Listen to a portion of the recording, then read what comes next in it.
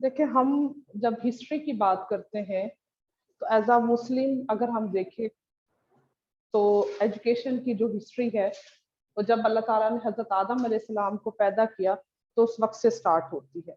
सबसे पहले जो टीचर हैं वो अल्लाह ताला है और जो स्टूडेंट है वो हजरत आदम अलैहिस्सलाम है। अल्लाह ताला ने चीजों के नाम सिखाए, हजरत आदम अलैहिस्सलाम को चीजों के नाम सिखाए। चेयर है, टेबल है या स्पून है, जो भी चीजें हैं अल्लाह ताला ने पहले हजरत आदम को वो सिखाया। तो हमारी तो जो हिस्ट्री है वो बहुत पुरानी है, लेकिन जब हम बुकिश नॉलेज की बात करते हैं तो उसमें हमें कुछ जो हमें बुक्स में नॉलेज मिलता है इसको हमें स्टडी जो है वो करना पड़ता है।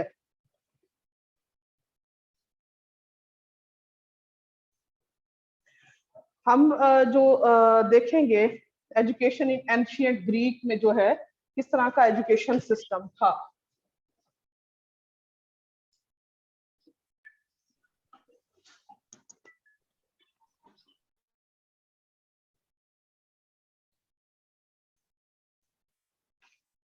सबसे पहले यूनान में जो है हमने एजुकेशन सिस्टम को जो है वो देखना है।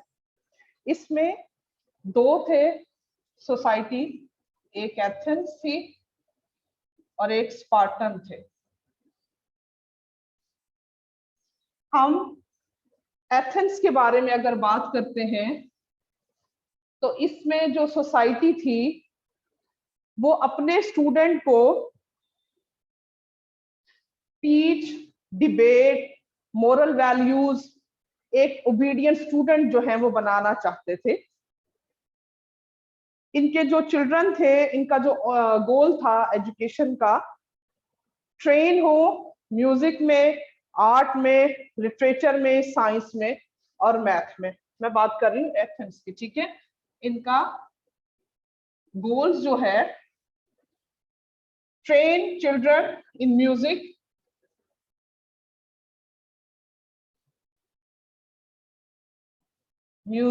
आर्ट, लिटरेचर,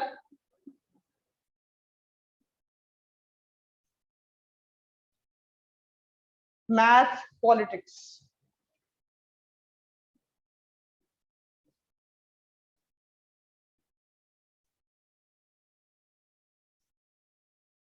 उस सिस्टम में प्राइवेट स्कूल्स भी थे लेकिन लो ट्यूशन फी हुआ करती थी। स्टेजेस थी इनकी, एजुकेशन की जो स्टेजेस हैं, प्राइमरी स्टेज थी जो कि 6 ईयर तक जो है वो स्टूडेंट जो होता था वो प्राइमरी स्टेज की एजुकेशन हासिल करता था। बॉयज को जो है वो घरों में एजुकेशन दी जाती थी और एक पोइट था, होमर नामी पोइट था, इसकी जो पॉइंट्स थी वो बच्चों को सिखाई जाती थी। म्यूजिकल इंस्ट्रूमेंट्स के जरिए जो है बच्चों को एजुकेशन दी जाती थी। सेकंड स्टेज जो थी एलिमेंट्री स्टेज है। फर्स्ट जो है स्टेज जो है वो 6 ईयर तक, 0 to 6 year. Second stage 6 to 14 years, 6 से 14 साल का जो तालिब इल्म था, स्टूडेंट था, उसको आप पहले देखें, पहले जो प्राइमरी स्टेज थी यहाँ पे पॉइंट्स सिखाई जाती थी। अब स्टेज जो है इसमें reading, writing, counting, drawing, letters, labels, poetry जो है वो सिखाई जाती थी। फिर थर्ड स्टेज जो है higher education system,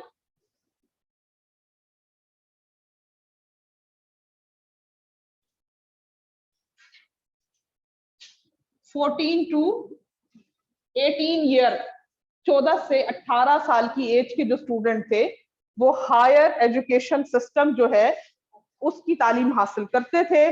boys from rich families attending secondary education, rich families के जो बॉयज थे वो ये एजुकेशन हासिल करते थे।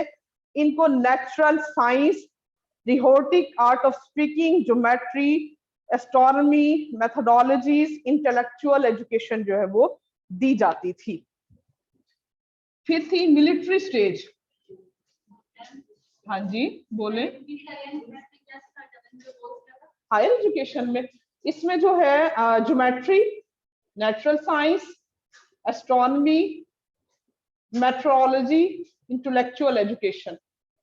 ये नोट्स ना एकेडमी में भी हैं, वो मिल जाएंगे आपको हैंड रिटन के ना, वो दे देंगे आपको। मिलिट्री ट्रेनिंग जो है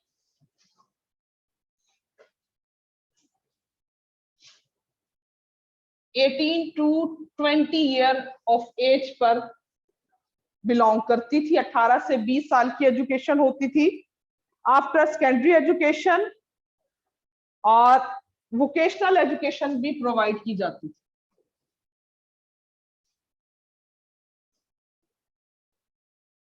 वोकेशनल एजुकेशन जो है 18 से 20 साल की एज होती थी। एफिबिक फैबिक ट्रेनिंग जो है इसमें दी जाती थी। मिलिट्री की ट्रेनिंग फैबिक ट्रेनिंग जी, फौजियों को जिस तरह की ट्रेनिंग दी जाती है ना आर्मी के लोगों को, उस तरह की जो है वो ट्रेनिंग देते थे। फैबिक ट्रेनिंग थी। और वोकेशनल एजुकेशन जो है जस्ट पुअर फैमिली के जो चिल्ड्रन थे उनको जो है वो दी जाती थी। को करिकुलर एक्टिविटीज भी होती थी जिसमें रनिंग, जंपिंग, बॉक्सिंग सिखाई जाती थी। और फीमेल एजुकेशन के लिए ये कहते थे कि फीमेल को ज्यादा हायर एजुकेशन की जरूरत नहीं है, उसको जस्ट बेसिक चीजें जो है बेसिक काउंटिंग जो है जस्ट वो सिखाई जाए जो कि उसके हाउस होल्ड में उसकी हेल्पफुल हो। आगे उसको ज्यादा एजुकेशन की जो है वो जरूरत नहीं है। पोइट्री इनको ज्यादा सिखाई जाती थी। रीडिंग राइटिंग जो है फर्स्ट टाइम इन्होंने ही इंट्रोड्यूस करवाई थी जो कि 600 BC की डेट है। डांसिंग ये जो है कथक डांस जैसे आप आज लोग देखते हो, ये उन्होंने उस वक्त जो है वो शुरू किया था और ये इनकी लिटरेचर का पार्ट होता था, इनके कल्चर का पार्ट होता था, इनकी अखलाकियात का पार्ट जो है वो हुआ करता था डांसिंग। स्पार्टन एजुकेशन, ये जितना मैंने किया ये एथेंस का था, अब मैं बात कर रही हूँ स्पार्टन की। इनका जो गोल पर्पस लाइफ का था फिजिकली स्ट्रॉन्ग पर्सन, ये कहते थे कि जो पर्सन है वो फिजिकली बहुत ज्यादा स्ट्रॉन्ग होना चाहिए।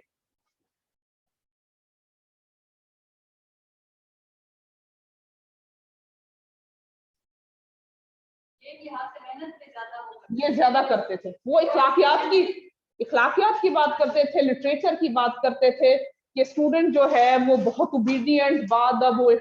लेकिन यहाँ पे ये जो स्पार्टन थे ये कहते थे कि फिजिकली स्ट्रॉन्ग हो, बहुत बिल्कुल हार्ड वर्क की ये बहुत बात करते थे। क्योंकि इन्होंने ना जो इन्होंने तैयार करना होता था जंग के लिए, अपने बच्चों को ये जंग के लिए तैयार करना चाहते थे। जी बेटा आप बोलो। जो आपने इनका एसेंस का वो बताया है, so, ये जो रीडिंग राइटिंग का था ना 600 BC। मेहनत के जरिए बिल्कुल जंग पे, वो कहते थे कि फतह को कहते हैं तालीम से हासिल की जा सकती है, ये कहते थे स्पार्टन कहते थे कि नहीं जंग से हम फतहयाब हो सकते हैं। तो जाहिर है जैसा इनका पर्पस था तो फिर इनका एजुकेशन सिस्टम जो है उसी तरह का होगा। सोल्जर सिटीजन्स बनाना चाहते थे ये।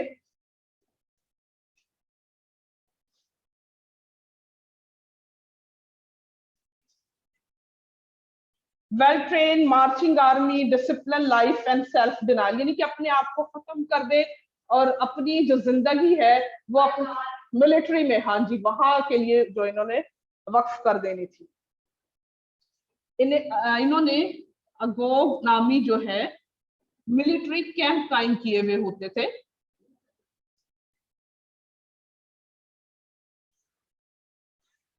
ये जो मिलिट्री कैंप थे अगोक नामी, इसमें 7 year age boy removed from parents, 7 साल के बच्चे को फैमिली से अलग कर देते थे, and spend 5 year at barrack, 5 साल तक वो बैरक्स जो बने हुए होते थे ना फौजी के, जो वो बने हुए थे खैमे, इस तरह के, वो उसमें 5 साल गुजारते थे।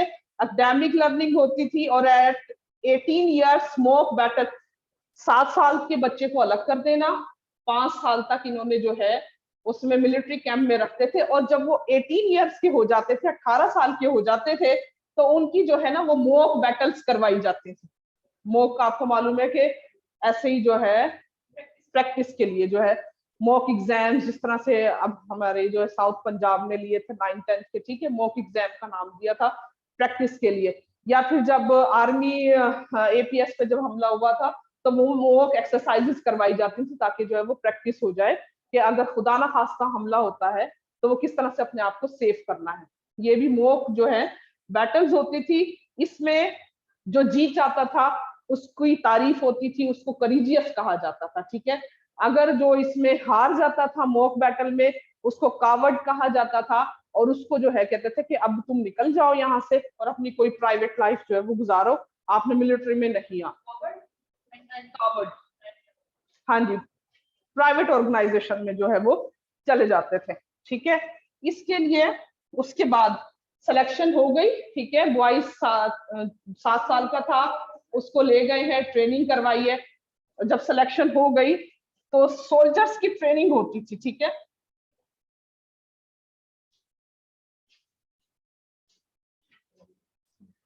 सोल्जर्स की जो ट्रेनिंग थी 20 से लेके 60 साल तक, वो लोग अपनी फैमिली को जो है वो छोड़कर आर्मी को जो है वो अपनी पूरी जिंदगी देते थे, 60 साल तक जो है वो वहीं रहते थे। ये मिलिट्री कैंप बने हुए थे, मिलिट्री कैंप जो थे ना उसको अगोक का नाम जो है वो दिया जाता है। नहीं, इसको अगोक का नाम देते थे मिलिट्री कैंप को ना उस वक्त। रिटायरमेंट 60 इयर्स तक होती थी। जो एथेंस थे यहाँ पे फीमेल के लिए वो लिमिटेड एजुकेशन की बात करते थे, लेकिन जो स्पार्टन थे वो फीमेल को भी ट्रेन करना चाहते थे। कहते हैं कि जो वो सोल्जर की मदर है वो स्ट्रोंग होगी तो वो स्ट्रोंग जो है उसकी फैमिली भी स्ट्रोंग होगी। तो जो फीमेल है उसके लिए भी जो है वो रेसलिंग, डिस्कस, इस तरह की जो है वो ट्रेनिंग करवाई जाती थी। डांसिंग की ये भी बात करते थे, इंस्ट्रूमेंट्स की, strong mother to maintain the strength of Spartan phalanx, ये वही बात कि जो स्ट्रॉन्ग मदर जो है वो स्ट्रॉन्ग आर्मी जो है वो बनाने में हेल्प आउट करेगी। इसके बाद हम देखते हैं सुकरात जी।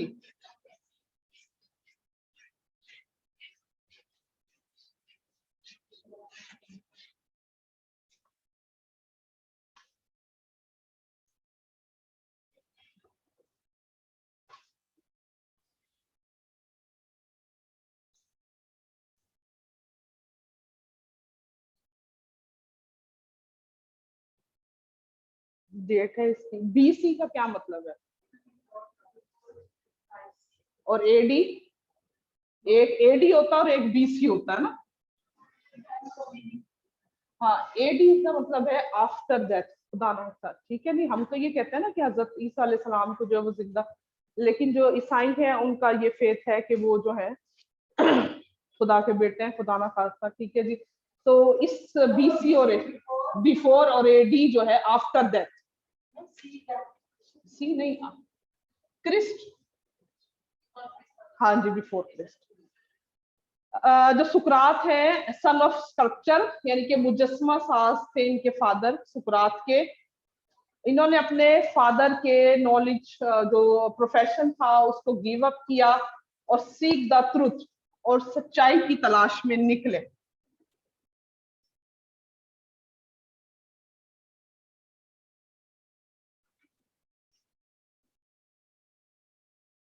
Academic freedom to think, question and teach, ये कहते थे कि बच्चे को नॉलेज आता है उसमें मौजूद है, छुपा हुआ है, उसको उभारना है, निकालना है। किसके जरिए? वो क्वेश्चंस के जरिए। ठीक है, क्वेश्चन आंसर मेथड जो है वो भी सुकरात ने जो है वो इंट्रोड्यूस करवाया था।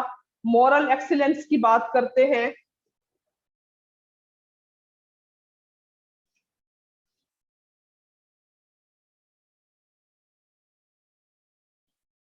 रोल ऑफ टीचर के लिए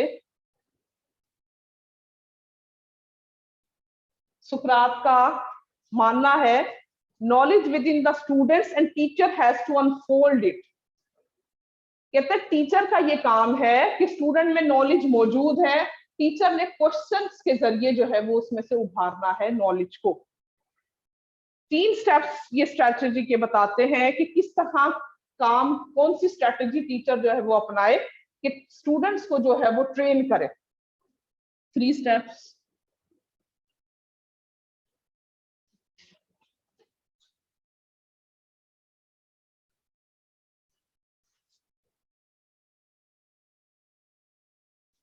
to prepare question and arrange in sequence, यानी कि टीचर को इस तरह के सवाल तैयार करने चाहिए कि स्टूडेंट जो है वो खुद ब खुद जो है लेक्चर की तरफ जो है वो अट्रैक्ट हो और खुद जो है अपने अंदर से सवालात निकाले ताकि उसको जो है जवाब मिले और उसकी सेटिस्फेक्शन हो।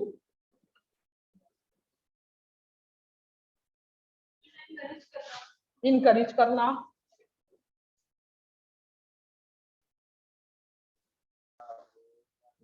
लेकिन पहले मैम ये 3 स्टेप्स इन आपने आगे क्या मेंशन किया है वो कुछ क्लियर नहीं हो रहा। 3 steps in strategy. Okay okay okay, thank you ma'am ji.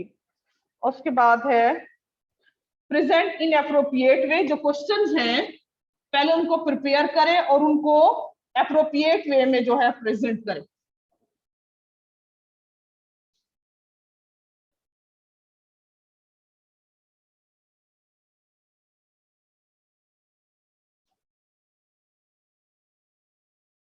Ask new question. ठीक है, मोटिवेशन की अभी एक स्टूडेंट ने बात की थी, तो ये भी इनकी स्ट्रैटेजी का पार्ट है।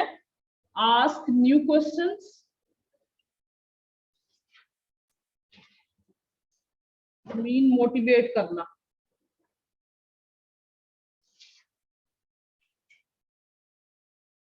जो पर्पस है आंसर क्वेश्चन का, एक्सप्लोर करना, मोटिवेट करना।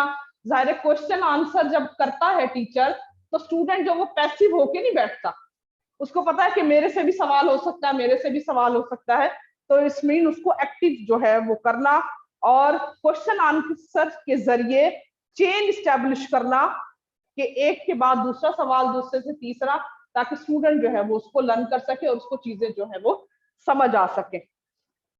टाइप्स ऑफ जो क्वेश्चन थे, 4 टाइप्स ऑफ क्वेश्चन थे।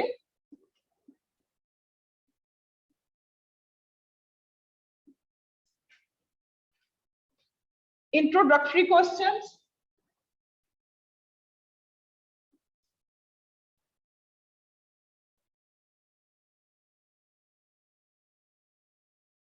developing questions,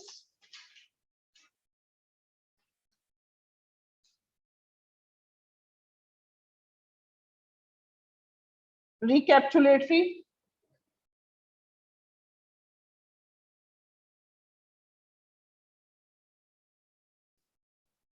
और इवेल्युएटरी। लास्ट में इवेल्युएशन। जाहिर है जब भी आप कोई काम करते हैं तो उसकी इवेल्युएशन जो है वो बहुत जरूरी है।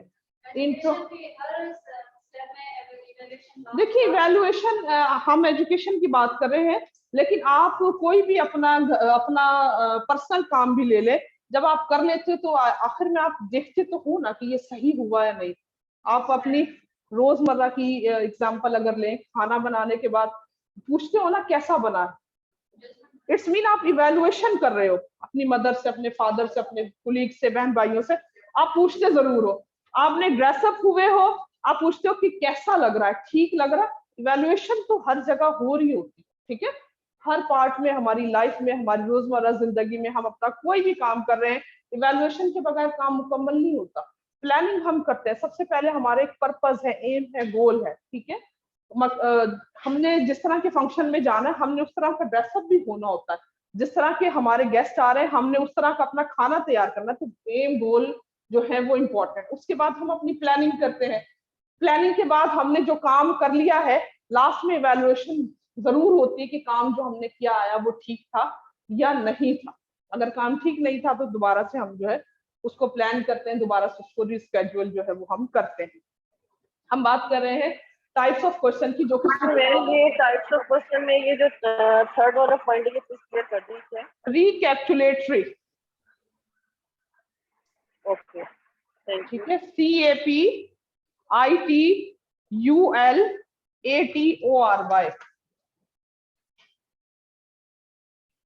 इंट्रोडक्टरी क्वेश्चन जो है टीचर ने जो काम करवाना है, तो इंट्रोडक्टरी जो क्वेश्चन टीचर करता है वो स्टूडेंट के प्रीवियस नॉलेज पे बेस करते हैं, ठीक है। जो इंट्रोडक्टरी क्वेश्चंस हैं based on previous knowledge. Developing questions जो हैं वो होंगे logical to psychological techniques of teaching पे बेस करेंगे developing questions, logical to psychological technique of teaching. हाँ जी, लॉजिकल होंगे। पहले जो है प्रीवियस नॉलेज पे बेस करेंगे। रिकैप्चुलेटरी जिस तरह के उसके नाम से ही जाहिर है, लॉ ऑफ एक्सरसाइज, ठीक है, प्रैक्टिस करवाई जाती है रिकैप्चुलेशन में। और इवैल्यूएटरी जो है एट द एंड होता है।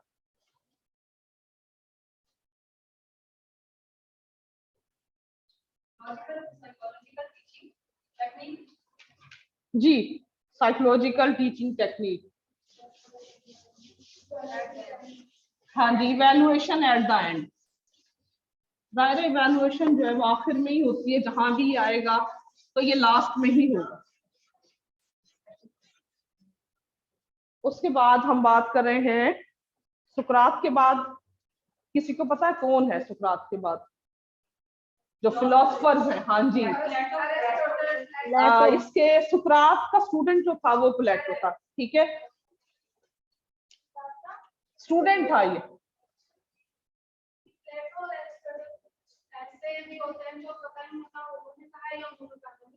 कुछ चीजें मिक्स है क्योंकि देखिए वो स्टूडेंट है, ठीक है, तो वो अपने टीचर का जो है असर तो आएगा ना स्टूडेंट पे। कुछ चीजें मिक्स हैं जो कंफ्यूज करती हैं, बिल्कुल ये हो जाती है। लेकिन ना आपने जो है वो ये देखना है कि जैसे मैंने अभी उसकी लिखी थी कि ट्रूथ ऑफ की बात की थी ना, सच्चाई की तलाश, सीक ऑफ ट्रूथ, ठीक है। तो इसी तरह के ना इनके कुछ की पॉइंट्स हैं, वो आप जहन में रखिएगा, ठीक है। सीक ऑफ ट्रूथ जो है वो सुकरात की बात थी, ठीक है। इसमें भी हम देखते हैं कि प्लेटो जो है वो क्या कह रहा है। इसका जो पीरियड है 429 347 20। इन्होंने भी अपने फादर का जो रिलीजन था उसको गिव अप किया, और ये जो है Egypt, Italy, learn math after returning home, establish an academics, make better leaders. इन्होंने 387 में जो है वो एक एकेडमी कायम की थी तालीम, ये प्लेटो ने 387 में। इनके नजदीक जो है तालीम का मकसद जो है फर्द की भलाई और रियासत की हिफाजत है। और प्लेटो ये कहता था कि स्टेट प्रोवाइड एजुकेशन, स्टेट की रिस्पॉन्सिबिलिटी है स्टूडेंट को एजुकेशन प्रोवाइड करना, state responsibility to provide education, not parents.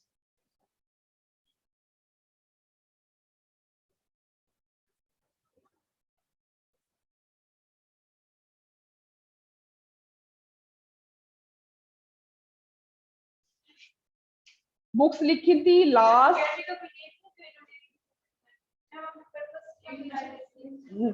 Academy ही लिखा हुआ मेरे पास ना, मैं लिख देती हूँ एकेडमिस।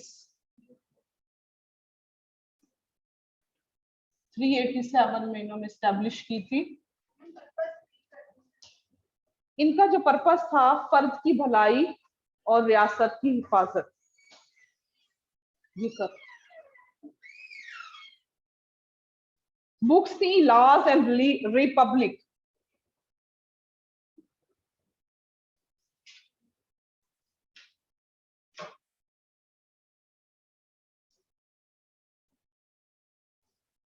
जो लॉज बुक थी, इन्होंने यूनिवर्सल एजुकेशन यानी कि सबके लिए, और जो इनकी दूसरी बुक थी रिपब्लिक, ये जो हुक्मरान तबका था सिर्फ उनके लिए थी। वो पीरियड आपको पता है कि जो हुक्मरान होते थे वो अपने लिए, उनका एजुकेशन सिस्टम भी और होता था, उनके बच्चे जो है वो स्पेशल जो है वो एजुकेशन हासिल करते थे, क्योंकि वो एक हुक्मरान की औलाद है, तो उनको स्पेशल जो है वो ट्रीट किया जाता था। उनके दौर में भी ऐसे ही है। और अगर हम देखें तो हमारे आज भी हमें ये सिस्टम जो है वो नजर आ रहा है, अपनी सोसाइटी में भी नजर आ रहा है। कितने एजुकेशन जो हमारे हैं, स्कूल जो है वो बने हुए हैं, ठीक है, बहुत अच्छा, उससे अच्छा, उससे अच्छा, इस तरह के हमारे यहाँ सिस्टम्स हैं। ये होने नहीं चाहिए। एजुकेशन फॉर ऑल कहाँ है, बुक्स आई हैं प्राइमरी की, आपने देखी होंगी, नेशनल करिकुलम जो है, ठीक है, वन नेशन वन करिकुलम के नाम से स्टेप बहुत अच्छा है। दुआ यही है कि वो इम्प्लीमेंट हो। पॉलिसीज बनती है लेकिन ये है कि उस पर इम्प्लीमेंट नहीं होता। तो अब जो करिकुलम है बहुत खूबसूरत बुक्स हैं, अगर आप में से कोई पढ़ाता है तो देखा होगा। लेकिन जो हमारा इस्लामाबाद साइड है वो अभी भी एक्सपर्ट यूज कर रहे हैं, इसकी वजह से हमें डिफरेंस आता है, वो आता है डिफरेंस। देखिए बिल्कुल, अगर सेम सब बुक्स लें, सेम करिकुलम लें, सेम टीचिंग मेथड्स लें, सेम इन्वायरमेंट लें, उसके बाद फिर डिफरेंस देखें, फिर पता चलता है कि कौन काबिज है कौन नहीं है। लेकिन ये चीजें जो है वो शुरू से चली आ रही हैं। प्लेटो ने बुक लिखी लॉज यूनिवर्सल एजुकेशन, दूसरी बुक लिखी रिपब्लिक हुक्मरान तबके के लिए, ठीक है। ये डिफरेंस जो है वो शुरू से हमारी सोसाइटी का पार्ट है और हम बदकिस्मती से अनफॉर्चुनेटली उसी का हिस्सा हैं। प्लेटो स्कीम ऑफ एजुकेशन, उसने तालीमी मंसूबा दिया हुक्मरान तबके के लिए। वो बात हो गई है कि और किताबें दी यूनिवर्सल एजुकेशन के लिए और थी। तालीम, मौसीकी, जिम्नास्टिक पर बहुत जोर दिया जाता था। ये कहते थे कि जो मौसीकी है वो रूह की तरबियत है और जो जिम्नास्टिक है वो फिजिकल एजुकेशन के लिए जो है वो बहुत जरूरी है। प्लेटो ने कुछ स्टेजेस दी हैं एजुकेशन की।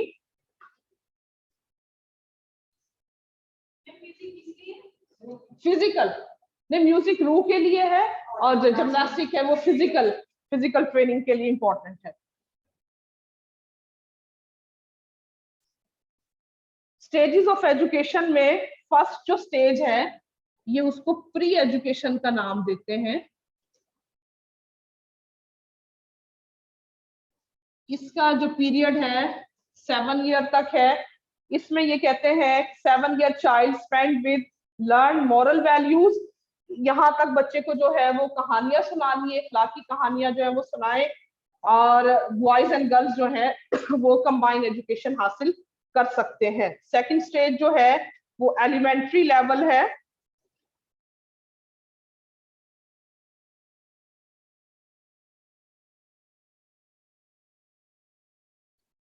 पीरियड इसका 8 to 17 ईयर, 8 से 17 साल का है। यहाँ पर एलिमेंट्री स्टेज में बॉयज को अलहदा एजुकेशन दी जाती है, गर्ल्स को अलहदा, ठीक है। यहाँ पे बॉयज एंड गर्ल्स जो है को एजुकेशन है, प्री जो स्टेज है। जब एलिमेंट्री स्टेज आती है तो बॉयज एंड गर्ल्स जो है वो सेपरेट एजुकेशन हासिल करते हैं और इसमें पोइट्री, मैथमेटिक्स, लिटरेचर और फिजिकल एजुकेशन की तालीम दी जाती है। प्री में सिर्फ उनको कहानियों के जरिए उनकी अखलाकी तरबियत जो है वो की जा रही है। यहाँ पर 8 से 17 साल में अब उनको पोइट्री, मैथमेटिक्स, लिटरेचर, म्यूजिक और फिजिकल एजुकेशन जो है वो सिखाई जाती है। थर्ड जो स्टेज है मिलिट्री ट्रेनिंग है।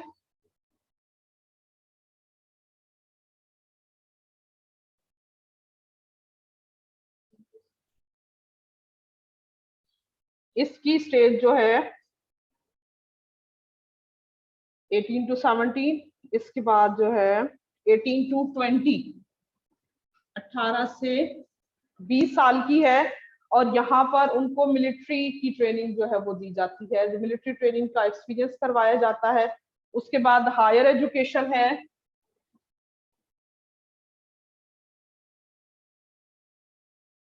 इसमें 20 to 35, 20 से 35 साल की एज है। यहाँ पर एडवांस नॉलेज सिखाते हैं, स्किल ऑफ लिटरेचर, मैथमेटिक्स, ठीक है। उसके बाद 5 ईयर स्पेंड स्टडिंग डायलेक्टिक जो है वो सिखाया जाता है। क्वेश्चन आंसर मेथड भी कहते हैं डायलेक्टिक मेथड को, जो कि हाँ जी DIA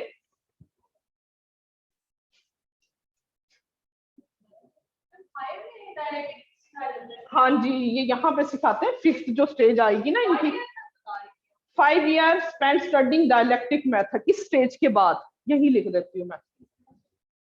हायर एजुकेशन, इसके बाद की जो एजुकेशन होगी 5वीं स्टेज है। जी बिल्कुल ऐसे, हाँ जी 35 के बाद, 20 to 35 के बाद। उसके बाद जो है रूलर और फिलोसफर बनते हैं, ठीक है जी, जो कि 35 से 50 साल की स्टेज है। इसमें हायर एजुकेशन में डायलेक्टिक मेथड के जरिए जो है वो सिखाया जाता है, हाँ इसी में आएगा। रूलर एंड फिलोसफर जो है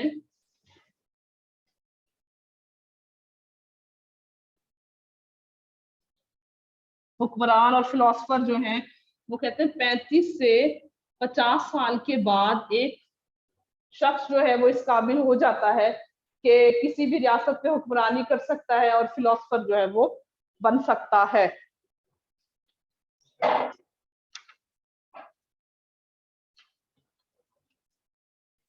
सुकरात, प्लेटो, सुकरात का स्टूडेंट जो है वो प्लेटो है, और प्लेटो का कौन है? Aristotle ma'am. ये स्टेट की रिस्पॉन्सिबिलिटी, ये ज्यादा ना स्टेट पे बात करता है। हाँ जी ये कहता था कि रियासत की जिम्मेदारी, शायद आपने कहीं पढ़ा भी हो कि सुकरात ने जहर का प्याला पिया था। और जो ये इसका प्लेटो स्टूडेंट था ना, ये ना सिर्फ शरबत पिलाने के लिए आता था। जैसे स्टूडेंट बैठे हुए होते थे, इसकी जिम्मेदारी थी कि उनको आके ना पानी पिलाना, शरबत पिलाना। तो ये उतनी ही देर बैठता था अपने उस्ताद की क्लास में जितनी देर तमाम स्टूडेंट जो है वो मशरूब पी रहे होते थे। इतनी देर बैठ के ये सुकरात की बात सुनता था। एक दिन सुकरात ने जो है वो कोई सवाल पूछा, तो जितने उसके स्टूडेंट थे किसी ने आंसर नहीं किया। जो कि प्लेटो सिर्फ पानी पिलाने के लिए आता था, उसने उसका जवाब दिया। और जब सुकरात ने जहर का प्याला पिया था तो इसकी ही गोद में सर रख के उसकी डेथ हुई थी, सुकरात की। जो ये कहता था ना, वो लोग इसकी बात को मानते नहीं थे, वो इसको खत्म करना चाहते थे। तो इसने कहा कि कोई और मुझे मारे, मैं खुद ही जहर का प्याला जो है वो पी लेता हूँ। सुकरात का फिर प्लेटो स्टूडेंट था, ठीक है, उसने कहा जाहिर है किसी को आजादी नहीं होती थी बोलने की, जिसकी हुकूमत है जिसकी लाठी उसकी भैंस, कोई हक की बात कर ही नहीं सकता था, सच्चाई की बात कर ही नहीं सकता था। उसने सीख द ट्रूथ, अब जाहिर उसके जो उस्ताद है उसने जहर का प्याला पिया, तो प्लेटो भी थोड़ा तो डर था ना उसको भी, लेकिन फिर वो उसने रियासत पे ही रखा कि तालीम देना रियासत की जिम्मेदारी। आहिस्ता आहिस्ता ये रियासत की तरफ ही लेके आ रहे थे। ये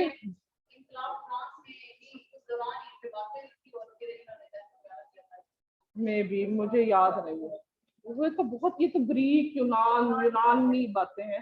फ्रांस तो फिर उससे आगे, ये उससे पुराना। फिर जो है अब इसने जो प्लेटो है इसने फिर कहा कि आहिस्ता आहिस्ता ना स्टेट को ही लेके आता है, कि स्टेट को ही कहे कि तालीम दे स्टूडेंट को। वो तो तालीम के खिलाफ थे ना, वो चाहते नहीं थे कि जो है कोई सच की हक की बात करे। तो फिर प्लेटो ने जो कहा कि एजुकेशन प्रोवाइड करना जो है वो स्टेट की रिस्पॉन्सिबिलिटी है। सुकरात का स्टूडेंट प्लेटो है, प्लेटो का अरिस्टोटल है, ठीक है, अरस्तु।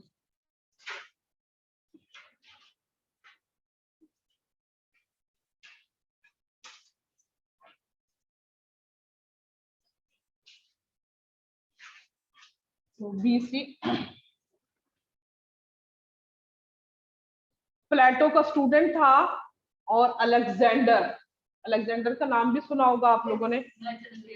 हाँ जी, उसका दी ग्रेट, ठीक है, उसका ये ट्यूटर था, टीचर था।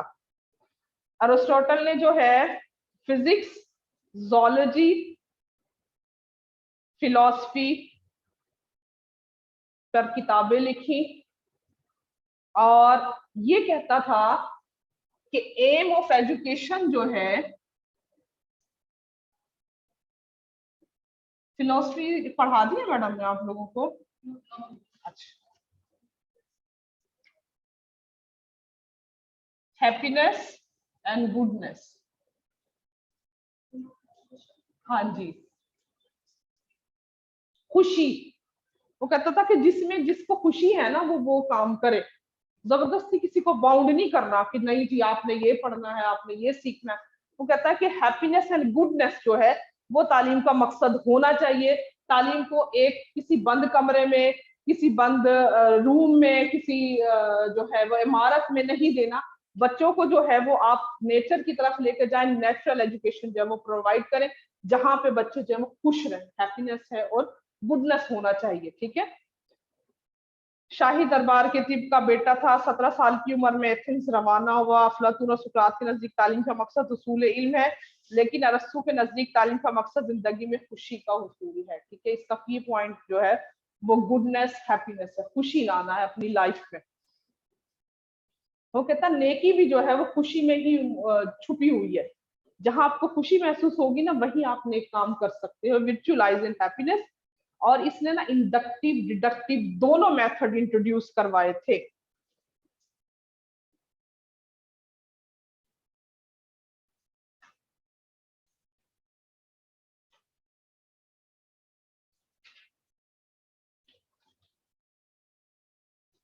क्या होता है इंडक्टिव और deductive method? Specific to inductive होता है स्पेसिफिक टू जनरल जी और डिडक्टिव होता है जनरल टू स्पेसिफिक। जी, और ये दोनों जो मेथड्स हैं वो अरिस्टोटल ने इंट्रोड्यूस करवाए थे। और जो फीमेल एजुकेशन है उसके ये कहते थे कि लिमिटेड एजुकेशन जो है वो फीमेल को हासिल करनी चाहिए। इन्होंने लाइसम नाम से जो है एक इदारा बनाया था, एक इंस्टीट्यूट बनाया था, लाइस 335 BC में। और ये जो स्कूल थे पेरिफेटिक स्कूल जो हैं वो कहलाते थे। तो मुझे याद पड़ता है कि इस तरह के नाम का ना स्कूल है कहीं मौजूद। हाँ मैम ये स्कूल का नाम दोबारा रिपीट कर रहे हैं? इंस्टीट्यूट है, हाँ जी, ये ना मैंने कहीं किसी का बोर्ड देखा है जी। ये इंट्रोड्यूस करवाया था अरिस्टोटल ने 335 BC में। पेरिफेटिक स्कूल था ये, ठीक है। ये इसी का लिखा है मैंने, चलता फिरता स्कूल था ये, ठीक है। ये कहता था कि एक जगह बाउंड नहीं करना किसी को, आपने उनको नेचर में लेके जाना है। सीखेगा, खुद सीखेगा, जहां उसको खुशी महसूस होती है ना, हैप्पीनेस गुडनेस से जो है वो उसने खुद लर्न करना है। और वही लर्निंग उसकी जो है वो ज्यादा उसके लिए बेहतर है, पायदार है, एवरलास्टिंग है, जो उसको जो है वो खुशी का बाइस बनेगी। इसके बाद हम बात करते, सॉरी बोले क्या कहा मैम? ये इंडक्टिव और डिडक्टिव को थोड़ा सा प्लीज एक्सप्लेन कर दें। इंडक्टिव और डिडक्टिव मेथड जो है स्पेसिफिक टू जर्नल, कि कोई खास चीज जो है वो आप आम की तरफ लेकर आए, उसके बाद अप्लाई कर देते हैं, ठीक है। जो डिडक्टिव है वो थ्योरी से डिराइव की जाती है, ठीक है, derive from theory. General to specific mean एक थ्योरी, कोई थ्योरी बताएं, उससे फिर हम इसको अप्लाई करते हैं। एक थ्योरी,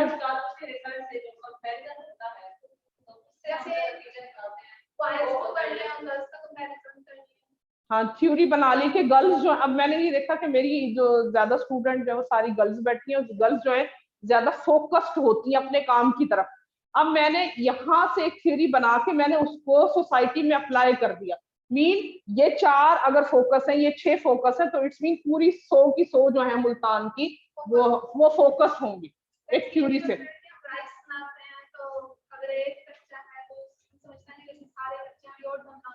जी बिल्कुल।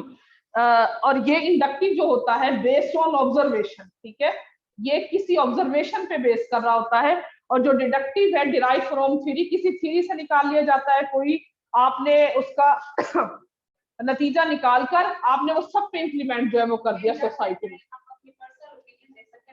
डिडक्टिव में नहीं दे सकते, वो बेस्ड ऑन ऑब्जर्वेशन है ना, मेरी ऑब्जर्वेशन और हो सकती है, आपकी और हो सकती है, ठीक है, लेकिन जो डिडक्टिव है वो डिराइव फ्रॉम थ्योरी, थ्योरी जो बन गई, ठीक है, उसी पे आपने जो है वो उसको फोकस करना, इम्प्लीमेंट करना है। क्लियर हो गया आपको?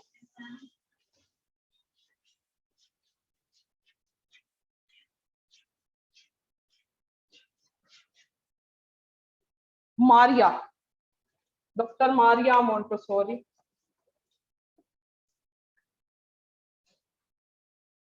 जो आज भी मोंटेसोरी की जो कोर्सेज करवाए जाते हैं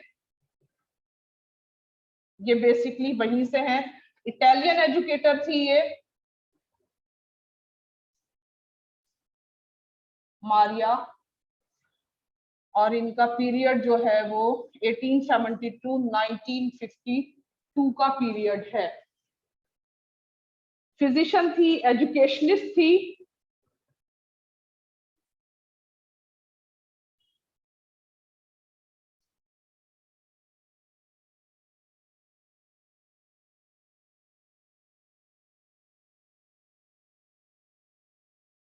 हैंडीकैप चिल्ड्रन पर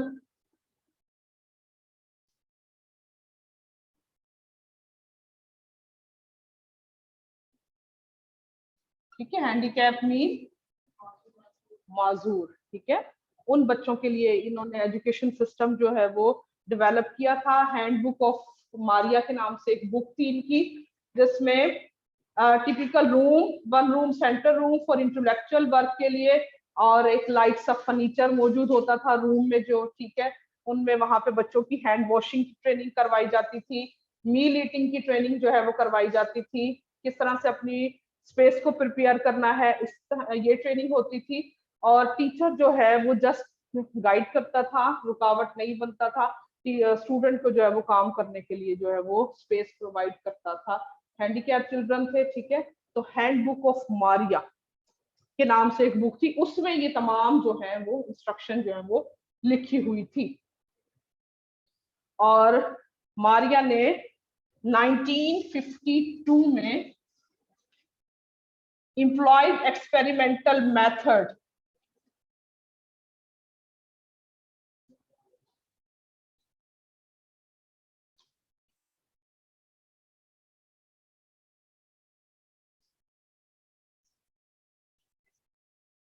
हाँ जी, ठीक है दीदी, थोड़ा सा ना बच्चों को खुद एक्सपेरिमेंट जो है वो करने दे।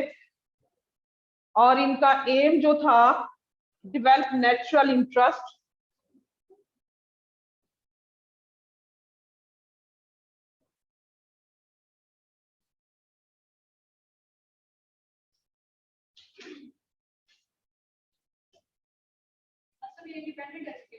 जी जी, हैंडीकैप चिल्ड्रन थे ना, तो उनको ट्रेन करना था कि वो अपनी जो लाइफ है ना उसमें वो कहीं किसी कोने में लग के ना बैठ जाए, तो इस तरह ट्रेन हो जाए कि वो अपने काम जो है वो कर सके, खुद कर सके। इन्होंने इंट्रोड्यूस कर, बुक नहीं है ये, बुक तो अलग थी जो मैंने अभी बताई थी, हैंडबुक ऑफ मारिया के नाम से। जी नहीं, सिर्फ हैंडीकैप पर ही वर्क किया था इन्होंने, स्पेशल चिल्ड्रन पर। डाइडेक्टिक मेथड था, डाइडेक्टिक, DIADACT, डाइलेक्टिक और है, डाइलेक्टिक जो है वो सुक्रातिक मेथड है, क्वेश्चन आंसर भी कहते हैं। इनका जो है डाइडेक्टिक मेथड है, इसमें प्री प्लान टीचिंग, कि टीचर ने पहले से अपनी टीचिंग को प्लान करना है।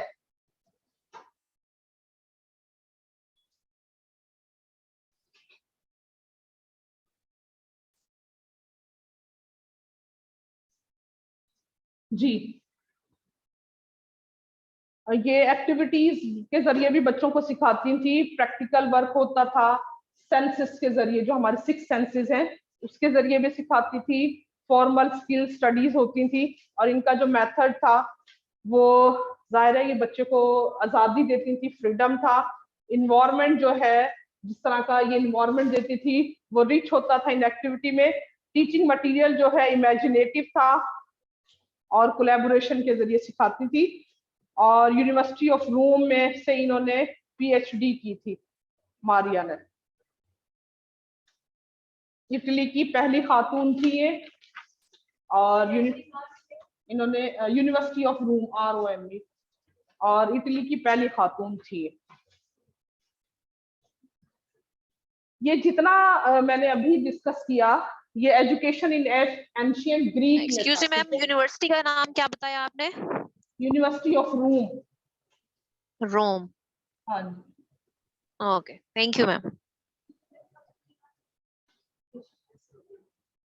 ठीक है, यूनिवर्सिटी ऑफ रोम था, यहाँ से इन्होंने पीएचडी जो है वो की।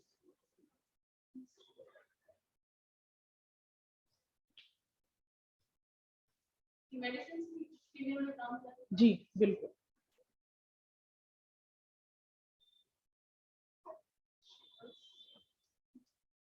डॉक्टर मारिया।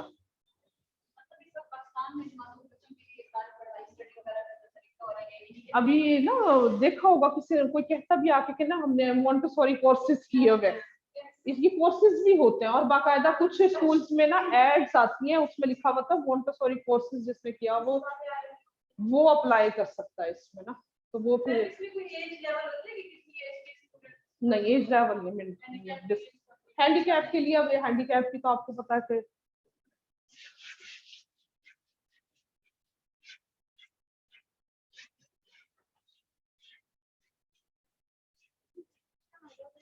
अच्छा, पीएचडी जो है वो एब्रिविएशन किस चीज का है?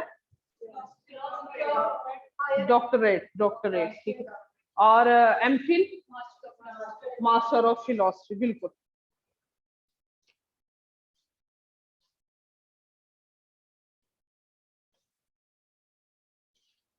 हाँ जी, अगर मैं क्वालिफिकेशन पूछूं तो किस किस की एमफिल और पीएचडी है? जी यहाँ मेरे स्टूडेंट मौजूद है। आप एमफिल हो, पीएचडी हो, किस सब्जेक्ट में हो? एजुकेशन में। कहाँ से किया है? विमेन यूनिवर्सिटी से। किस सेशन में किया है? 18 to 20 किया। सही। और हमारे स्टूडेंट? माशाल्लाह। आप बेटा किस में, किस सब्जेक्ट? आपने कहाँ से किया? NCBS से किया है। सही। और सब मास्टर है? ठीक है। ये ना जरूरी नहीं है कि जो एमफिल है, ठीक है, मास्टर है, ये मार्क्स लगते हैं, एमफिल के मार्क्स लगते हैं। ठीक है, कितने लगते हैं इंटरव्यू? 2। शायद अब 3 हो गए, जब हम थे तो उस वक्त 2 थे। पीएचडी के 5 मार्क्स लगते थे।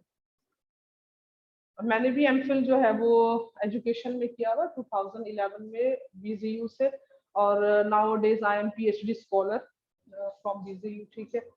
और उस वक्त 2 मार्क्स लगे थे।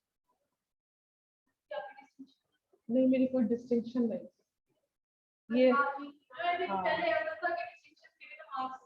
पहले अभी भी है। हाँ, हाफिज कुरान के भी होते हैं मार्क्स ना, इसमें नहीं है, PPSC में नहीं है, लेकिन और जगह पर है। मेरी कोई डिस्टिंक्शन नहीं थी और मेरी 2 सेकंड डिव भी है मेरे एजुकेशनल कैरियर। जब मैं एजुकेटर के लिए अप्लाई करती थी ना तो मेरी 9 स्केल पे भी जॉब नहीं होती। मैं इतनी डिसहार्ट होती थी। 2011 में मैंने मास्टर एमफिल किया था। मास्टर का सेशन जो था मेरा वो 8 to 10 का था।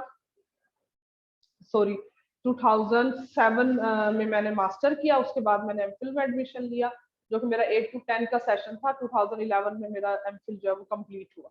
उसके बाद जनाब एजुकेटर्स की जॉब आती थी, अप्लाई करते थे, 9 स्केल की भी नहीं होती थी। फिर 2015 में जो है मैंने एकेडमी ज्वाइन की थी। ठीक है, लेक्चरशिप का मैंने जो है वो टेस्ट पास किया था, लेकिन अनफॉर्चुनेटली इंटरव्यू में मैं रह गई थी। उसके बाद SS की सीट्स अनाउंस हुई थी, वो मेरा टेस्ट पास हुआ था, इंटरव्यू रह गया था। फिर उसके बाद जो है वो हेडशिप की सीट्स आई थी 2016 में, जो है उस बैच में जो है मेरी 2nd पोजीशन थी ऑल ओवर पंजाब में। अल्हम्दुलिल्लाह, अल्लाह की रहमत थी, लेकिन मैं कहूँगी कि एकेडमी का बहुत साथ। मैं यहीं से, हाँ जी, 15 में ना, पहले तो 11 तक तो खुद ही घर बैठ के तैयारी कर लेनी, दे देना, मैरिड हूँ माशाल्लाह से, मेरी 10 साल की बेटी है, ठीक है। तो फिर मैरिड लाइफ के साथ थोड़ा मुश्किल होता है, लेकिन ना मैंने कहा नहीं, मैंने ना अकेडमी ज्वाइन करनी है। मेरी सिस्टर ने मेरा यहाँ एडमिशन करा दिया, बाजी आपने जाना है। और सिर्फ 12 दिन के लिए मैं यहाँ पर आई थी, सिर्फ 12 डेज के लिए, ठीक है। मैडम रानी कैसरा जो है, मैं जितनी उनकी तारीफ करूँ ना उतनी कम। बहुत अच्छी वेल विशर है, हमेशा दुआ गो है वो आप लोगों के लिए, मेरे लिए भी जो है। मैं ये कहती हूँ कि मुझे कामयाब बनाने में अल्लाह की रहमत के बाद मेरे टीचर्स का बहुत हाथ। मेहनत हम करते हैं, ठीक है, नवाजने वाली अल्लाह की जात होती है।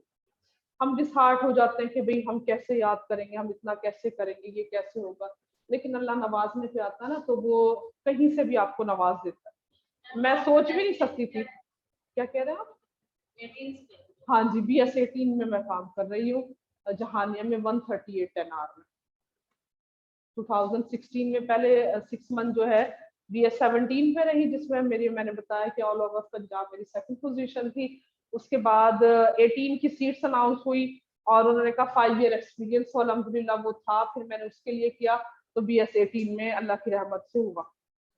और ना एक और चीज ये एकेडमी ही हमें बताती है, हमने ना सूरत रहमान सुनी थी, मैंने सुनी थी 7 दिन, कारी अब्दुल बासित की आवाज में। हाँ नहीं, 7 दिन पूरे करने होते हैं उसमें। अच्छा सही, नहीं गैप नहीं आना चाहिए, सुबह दोपहर शाम 7 दिन। हाँ जी, सुनना है, आंखें बंद करके सुनना है, और जब वो खत्म हो तो आंखें मतलब पानी 2 घूंट अल्लाह करके पीना है, ठीक है। उसके बाद इसको जारी रखें। देखिए अल्लाह तो इंसान के शायरक से ज्यादा करीब है, और वो सुनता है और नवाजता है, और जब वो नवाजता है तो जब 9 नहीं मिलती ना, फिर वो 18 दे देता है। मेरी 9 की नहीं होती थी, मैंने बताया ना, एजुकेटर की नहीं होती थी। और PPSC का तो मैं सोचती थी कि सवाल ही पैदा नहीं होता कि हम लोग कर लेंगे PPSC, तो हमें लगता था पता नहीं है ही क्या चीज, नेगेटिव मार्किंग है, इंटरव्यू होता है। लेकिन इंसान इंटरव्यू में ना आपके सब्जेक्ट के क्वेश्चंस भी होते हैं, ठीक है। अब हमने हेडशिप के लिए किया था, तो हमारे से कुछ ग्राउंड रियलिटीज के क्वेश्चंस होते हैं, और कुछ स्पेलिंग भी पूछ लेते हैं, और एजुकेशन के जो मोड्स हैं वो पूछ लेते हैं। इस तरह के क्वेश्चन जो है ग्राउंड रियलिटीज। जो मेरे 18 वाला इंटरव्यू था ना, बड़ा लाइट सा इंटरव्यू हुआ था मेरा, लेकिन ना उन्होंने मेरे से ग्राउंड रियलिटीज पूछी थी कि मुलाजिम अगर काम नहीं करते आप क्या करेंगे। तो देखें, जो आपको उस वक्त आता है आप वो बेफिक्र होके दे दें आंसर, परेशान नहीं होना, जो होगा अल्लाह मालिक है। पूछते हैं आपसे, आपकी ना देखते हैं कि मतलब है आप कैसे काम कर सकते हो। हाँ, पर्सनल ओपिनियन आपके लेते हैं। तो 18 का तो बड़े मजे का हो गया था। 17 में बहुत प्रेपरेशन की थी, बहुत हार्ड वर्क किया था, लेकिन 18 का तो मुझे लगता है कि ना ऐसे ही अल्लाह ताला मुझे वो तोहफा देता है। तो कोशिश करें, इंशाल्लाह नवाजने वाली जो है वो अल्लाह की जात है, और वो नवाजता है, पता नहीं कहाँ कहाँ से जो है वो दे देता। सबको अपने लिए दुआ का कहा करें, अपने वालिदैन को, अपने असातिज़ा को, इंशाल्लाह जो है वो अल्लाह नवाजने वाला है। अच्छा, अभी हमने जो एंशिएंट ग्रीक की बात की थी, अब हम बात करें education in Europe and America.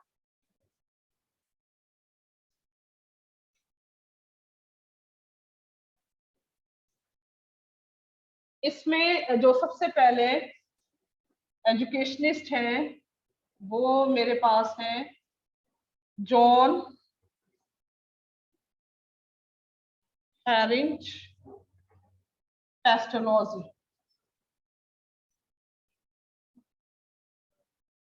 इनका पीरियड जो है 1746 टू 1827 है, ठीक है। Father of vocational elementary education भी कहलाते हैं पेस्टोलॉजी जो है, father of vocational and elementary education. Switzerland में पैदा हुए,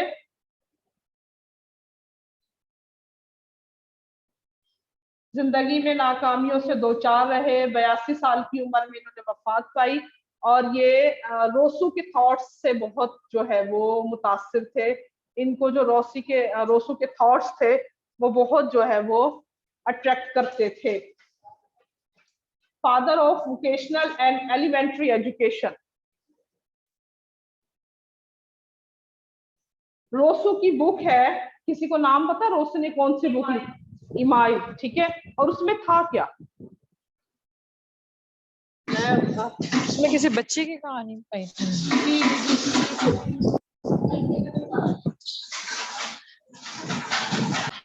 रोसू ने बुक लिखी थी इमाइल नामी, एक ना बच्ची थी, ठीक है। बच्ची का नाम पता है किसी को?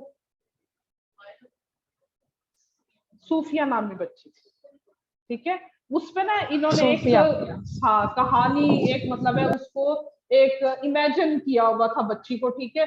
तो उस पे एक बुक लिखी थी कि किस तरह से पढ़ना जो है वो चाहिए, किस तरह से बच्चे को पढ़ाना चाहिए, इस तरह की जो है वो बुक थी।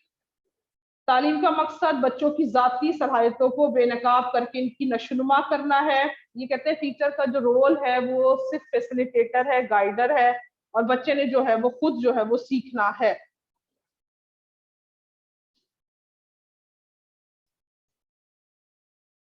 कॉर्पोरल पनिश बुक इमाइल नामी बुक थी, जिसमें जो बच्ची थी ना, इमेजिनरी जो बच्ची थी, वो सूफिया नामी बच्ची। बच्ची को मतलब है, बच्ची को जो है ना नाम लिखा और उसको जो है वो किस तरह से पढ़ाना चाहिए, उसकी ट्रेनिंग कैसे करनी चाहिए, उसको किस तरह से उसकी डेवलपमेंट, उसकी ग्रोथ में किस तरह से जो है वो पार्ट एक टीचर जो है वो कर सकता है, एक किस तरह से वो एक फैसिलिटेटर जो है वो बन सकता है। एक कहानी बनाकर एक पूरी बुक लिखी। जी बिल्कुल।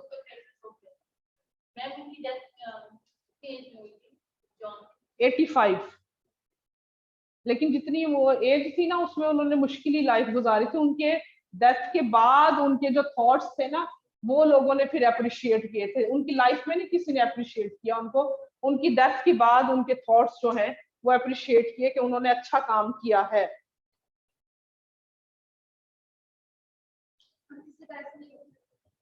नहीं, किसी को जिंदगी में भी अल्लाह ताला इज्जत से नवाज देता है, ये तो अल्लाह के हुक्म की बात है ना। बिल्कुल, हमने ऐसे ही अपने मुस्लिम थिंकर्स भी ऐसे देखे हैं कि आज उनके नाम बहुत अजीम नाम है, लेकिन अगर उनकी देखा जाए ना, जाबिर बिन हयान, उनके बारे में भी कि उनके साथ लोगों ने क्या कुछ किया, लेकिन अब देखें उनके कीमिया के बानी कहा जाता है, उनके जो उनके फार्मूले थे उसी को जो है वो देखा जाता है। हम अपने रिसेंट देखे डॉक्टर अब्दुल कदीर खान जो है वो कितना उन्होंने पाकिस्तान के वो ये देखें जो है, हम नहीं समझ सकते, अल्लाह की हिकमत है, हर काम में उस रब की हिकमत है, हम नहीं समझ सकते उस चीज को, लेकिन हमें अपने हार्ड वर्क को, अपने काम को जारी रखना चाहिए। और जो करने वाली है जात वो समझती है कि उनके लिए क्या बेहतर था क्या नहीं था। ये बात उन्होंने की ना कि मरने के बाद ही होता है, इसलिए मैंने ये बात की। अच्छा, इसके बाद इन्होंने जो है कॉर्पोरल पनिशमेंट के खिलाफ थे। ये पेस्टोलॉजी जो है poor, handicap, no books, child centre की बात करते थे, और सिंप्लीफाई ऑल सब्जेक्ट, ये कहते थे कि तमाम सब्जेक्ट को इजी करके जो है वो पढ़ाया जाए। पनिशमेंट के खिलाफ थे, कॉर्पोरल पनिशमेंट में जिस्मानी सजा के खिलाफ थे। फ्रोबल, हाँ जी, इन्होंने कौन से स्कूल बनाए थे? हाँ जी, किंडरगार्टन जी, गार्डन तो बाग वाला गार्डन नहीं है, किंडरगार्टन जी स्कूल बनाए जी, बिल्कुल छोटे बच्चों के लिए।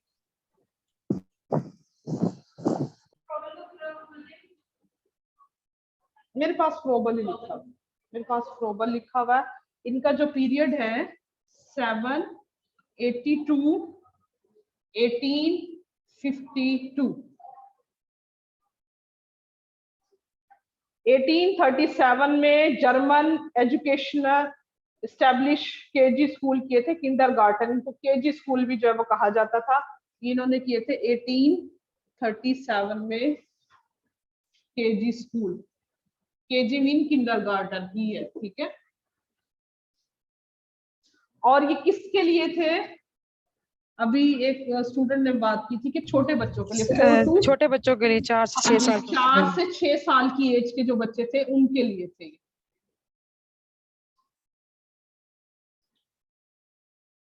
Playway method, song, stories, activities, इनके जरिए जो है वो ये कहते थे कि बच्चे को जो है वो पढ़ाना चाहिए। लर्निंग बाय डूइंग जो है वो जॉन डेवी के है। हाँ जी, जहां पे भी आए तो ये जॉन डेवी है, लर्निंग बाय डूइंग।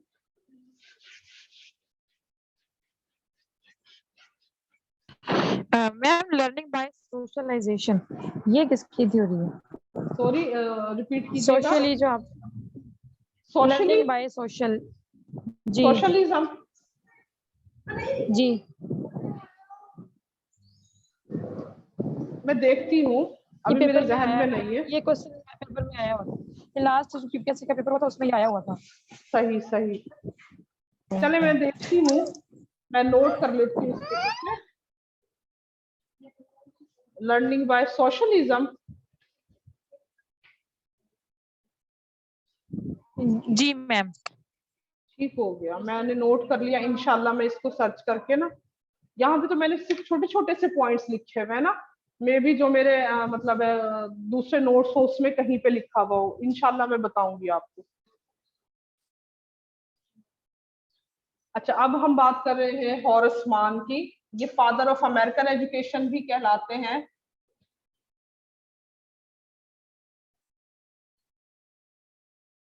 पीरियड है इनका 1796 to 1859। Father of American education.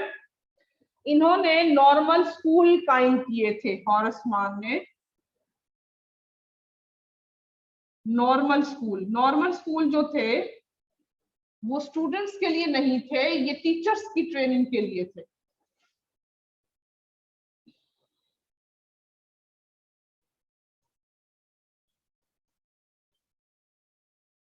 ये चाहते थे कि टीचर जो है वो स्किल टीचर्स होने चाहिए, और जो फिट नहीं है टीचर उसको एजुकेशन सिस्टम से एलिमिनेट करना चाहिए, और इंस्ट्रक्शनल एक्सपर्ट टीचर्स हो, ठीक है। इसलिए इन्होंने नॉर्मल स्कूल कायम किए।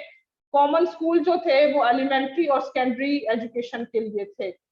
Education was the absolute right of every human being that comes into the world. Normal school जो इन्होंने बनाए थे, हॉरेस मान जो है वो ये कहता है, education was the absolute right of every human being that comes into the world. जो भी शख्स इस दुनिया में आया है उसका बुनियादी हक है कि उसको जो है वो तालीम फराहम की जाए। ट्यूशन फ्री एजुकेशन देते थे, और एजुकेशन फॉर ऑल का वर्ड भी इन्होंने ही इस्तेमाल किया था। Moral education, character building, development of democratic values की बात की। जॉन डेवी,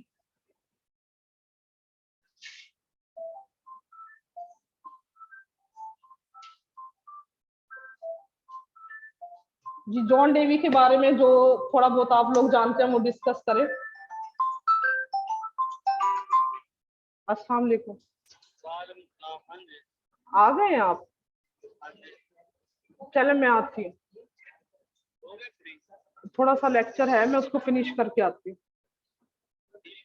ओके, अल्लाह। क्लास कितने टाइम की है आप लोग? मतलब टाइम हो गया ना, मैं बस इसको कंप्लीट करती हूँ, ठीक है। जी जी, कॉमन स्कूल भी उसी का पार्ट है, लेकिन ये ना आपकी कॉल की ना साफ आवाज आ रही थी। अच्छा, वो असल में माइक लगा हुआ है ना, इस वजह से। चले, मैंने कोई नहीं, आपके जो हस्बैंड बोल रहे थे ना वो भी आवाज आ रही थी। हाँ, मेरे हस्बैंड लेने आएगा मुझे, ठीक है। उनकी भी आवाज साफ आ रही थी। ठीक हो गया, चलिए शुक्र है उन्होंने भी कुछ गलत नहीं बोला। इसीलिए कह रहे हैं उनको गुस्सा बहुत आता है। जब मैं यहाँ एकेडमी में प्रेपरेशन के लिए आती थी ना, तो उस वक्त तो ये नहीं, मेरे भाई मुझे लेने के लिए आते थे, तो थोड़े सा लेट हो जाते थे ना। एक भाई नीचे खड़ा हुआ होता था, एक भाई ना घर से मुझे फोन करके कहता था एक नौकर नीचे खड़ा हुआ, एक घर में वेट कर रहा है। बहुत कुछ सुनने को मिलता है, ठीक है, बर्दाश्त करना पड़ता है, बर्दाश्त करें। वैसे भी हम जी नहीं, रेजिडेंस यही है, जॉब जहानिया में है, मासूम शाह रोड पर है घर ना। तो जाहिर है हम, हाँ, कॉमन स्कूल जो है ना वो एलिमेंट्री और secondary school for all children के लिए थे, जो मेरे पास पॉइंट लिखा था। अच्छा मैं जल्दी जल्दी करा दूं कहीं फिर वो नाराज हो। लिबॉर्टरी स्कूल जॉन डेवी ने जो है वो बनाए थे। इनका पीरियड है बेटा 1859 टू 1952।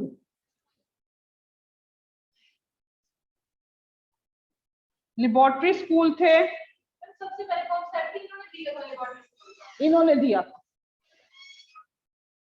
ठीक है, और जो कि इन्होंने बनाया था 1896 में।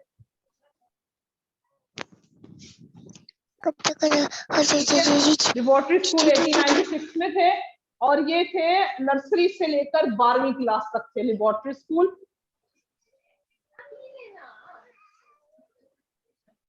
Learning by doing, experimental method, problem solving method, scientific method, ये सब जो है वो जॉन डेवी से रिलेट करते हैं।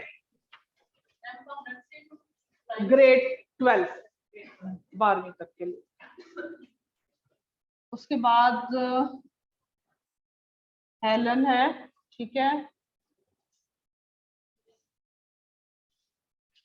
पार्क्रूस, इसने डेल्टन प्लान दिया था।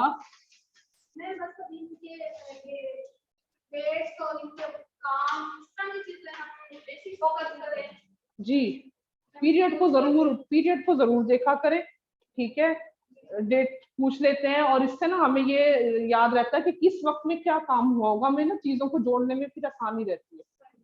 इसका हेलन का मेरे पास डेट नहीं लिखी हुई, हाँ नहीं डेट नहीं लिखी हुई मेरे पास। पार्क्हर्स्ट है, यूनिवर्सिटी स्कूल चिल्ड्रन जो थे उनके लिए था। सोशल स्किल, अच्छा आपने अभी क्वेश्चन मुझसे पूछा था कि लर्निंग बाय सोशलिज्म, ठीक है, मेरे पास इनहांस सोशल स्किल हेलन के जो एजुकेशनल प्लान है इसमें लिखा हुआ है। इनका जो टीचिंग मेथड थे, जो एजुकेशन सिस्टम था ना, डेल्टन के नाम से था इनका, ठीक है। और बेटा जिसने भी ये मुझसे क्वेश्चन किया था इनहांस सोशल स्किल, तो हेलन जो है वो लर्निंग बाय सोशल, ठीक है, आप इसको टिक कर लें। ये था ऑप्शन, हेलन का ऑप्शन था। मैम हेलन का पूरा नाम क्या लिखा हुआ है आपने? हेलन का पूरा नाम बता दें मैम। Helen पार्क्हर्स्ट, PARKHURST।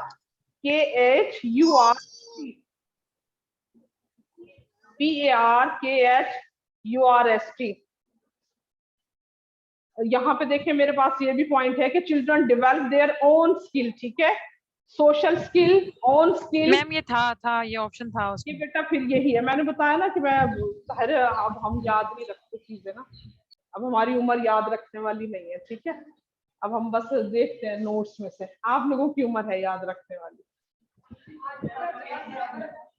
अल्लाह करेगा। हाँ क्या कहा बेटा आपने? हाँ ऐसे ही है। अच्छा इन्होंने ना प्रिंसिपल फ्रीडम और कॉपरेशन की बात की है और हाउस असाइनमेंट्स की भी बात की है, ये भी इनके फीचर हैं, तो वो आप नोट कर लें, कहीं क्वेश्चन में आ सकते हैं। That's all from my side. ये मैम अपने नोट्सों की ना पिक शेयर कर दीजिए काइंडली। ये मैडम के पास है, एकेडमी के पास है। मैम ये प्रिंसिपल फ्रीडम बताया और दूसरा आपने क्या बताया? हाँ जी एक्सक्यूज मी मैम। ओके जी, अल्लाह हाफिज, याद रखिएगा। और आप बिल्कुल बिल्कुल फरमाए, अल्लाह ताला की जात है कामयाब करने वाली, हमें मायूस उसकी नेमत से लो लगानी चाहिए।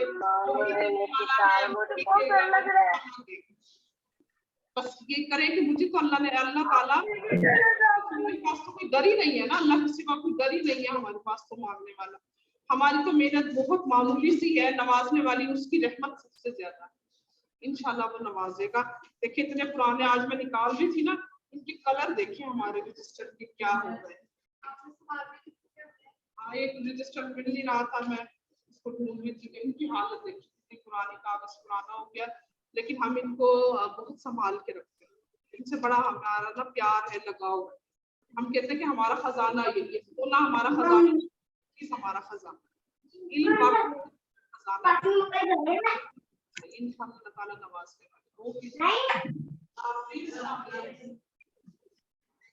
इंशाअल्लाह और लेक्चर भी होंगे। यदि कोई क्वेश्चन हो तो आप जरूर पूछिएगा।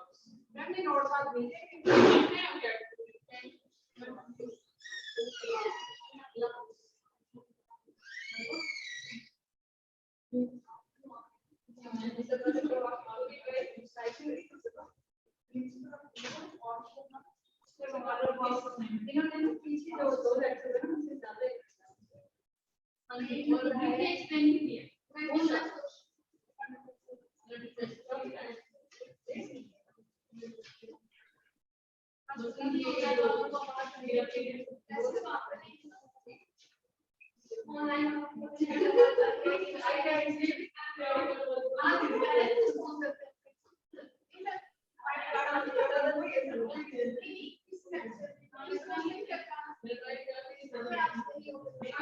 सर क्या हुआ सर?